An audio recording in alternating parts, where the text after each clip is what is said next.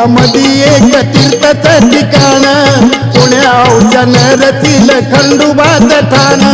पुणे जिल्ह्यामध्ये एक तीर्थाचं ठिकाण